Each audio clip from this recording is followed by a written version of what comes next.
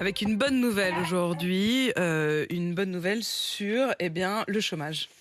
Absolument, Apolline. Et alors, j'ai retenu un chiffre qui n'est pas les chiffres qu'on trouve souvent, le nombre de chômeurs, catégorie A, catégorie B, catégorie D. Oui, parce qu'on s'y perd dans tous les chiffres. J'ai retenu un chiffre, 370 jours. 370 jours, c'est le temps en moyenne qu'ont passé au chômage les Français qui ont repris un boulot au 4e trimestre. Et c'est pas grand-chose, quoi, par C'est un rapport à avant. record historique. Eh oui. Mais pourquoi c'est un record historique? Jamais cette durée n'avait été aussi longue. Alors vous allez me dire, mais pourquoi c'est une bonne nouvelle? Eh bien, c'est une bonne nouvelle parce que ça veut dire qu'on n'a jamais autant ramené sur le marché du travail des gens qui étaient éloignés de l'emploi.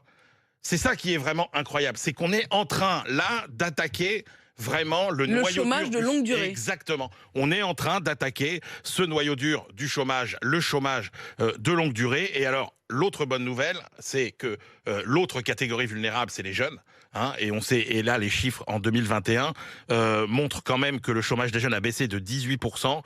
Aujourd'hui, le nombre de jeunes au chômage est au plus bas depuis l'hiver 2009. En nombre absolu, je vous parle même pas de pourcentage, en nombre absolu. Or, en 2009, il y avait beaucoup moins de gens sur le marché du travail qu'aujourd'hui. Donc, c'est vraiment des bonnes nouvelles. Depuis quand est-ce qu'on n'a pas eu des chiffres aussi bons du côté du chômage? Alors, c'est vrai que c'est intéressant de regarder sur longue période parce qu'on va éviter les effets de la crise de 2020-2021. Si vous prenez le nombre de chômeurs au sens strict, c'est-à-dire la catégorie A, ceux qui n'ont pas du tout travaillé, on est au plus bas depuis l'été 2012.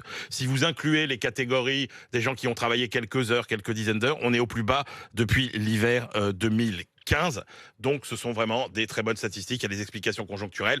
Là, le rebond post-pandémie, il y a des raisons plus structurelles, la démographie par exemple, avec moins de gens qui arrivent sur le marché du travail, toutes les réformes qui ont été menées depuis 10 ans. Donc le vrai problème aujourd'hui, c'est plutôt la difficulté des entreprises, rappelons-le, à embaucher. 82% des entreprises ont du mal à recruter.